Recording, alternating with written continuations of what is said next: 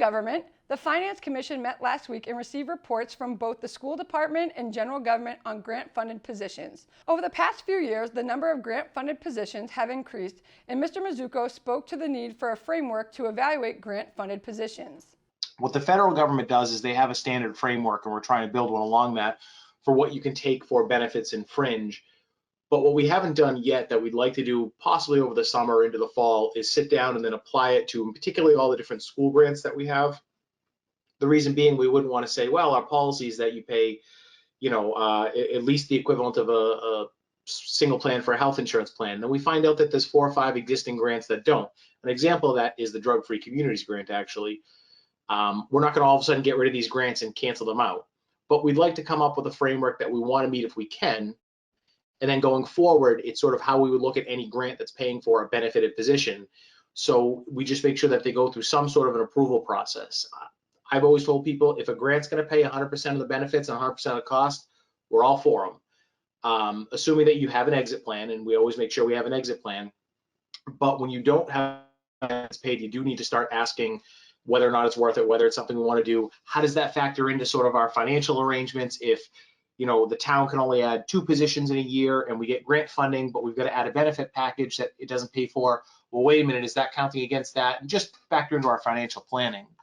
Now, the Drug-Free Communities Grant, as an example, and that's Impact Norwood, by the way, that was Aubrey. She has left for another position. Karen Sheridan, the school business manager, presented the end of the year report and talked about ongoing concerns.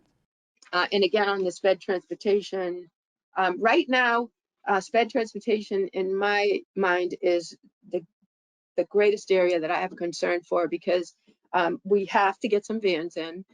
We have a lot of vans that are very old, and with the increase of the transporting of them, they're getting a lot of miles on them. So I'm really hopeful that we can get these minivans in.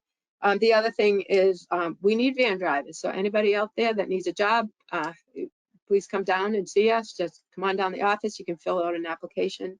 The commission received a number of other reports and plans to meet again in September. Monday afternoon, the middle school building committee met. The committee received and voted upon the recommendation of the selection committee for the construction manager at risk. Before the vote, Compass Management project manager Brian Jarvis spoke to the recommended company, W.T. Rich.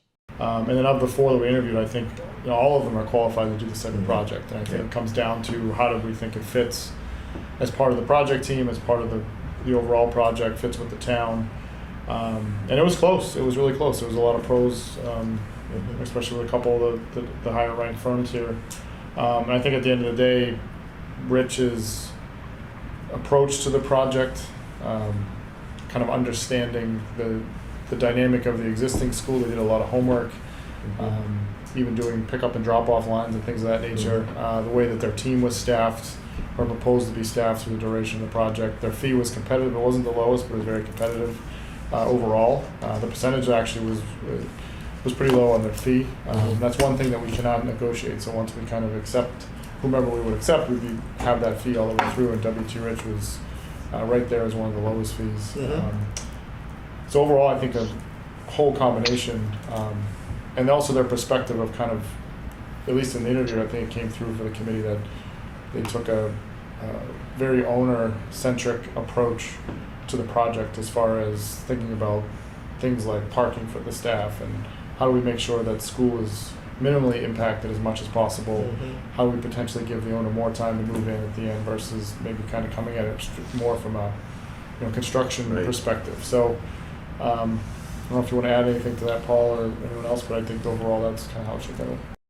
The committee voted unanimously in favor of the recommendation. The meeting continued with an update of the timeline of the project and what is ahead. The middle school building committee will meet again in September. At the Conservation Commission meeting Wednesday night, Susan Pisano of Geo Insight represented Home Market Foods to file a notice of intent with the commission. The plan is to construct and install a wastewater treatment tank on the property.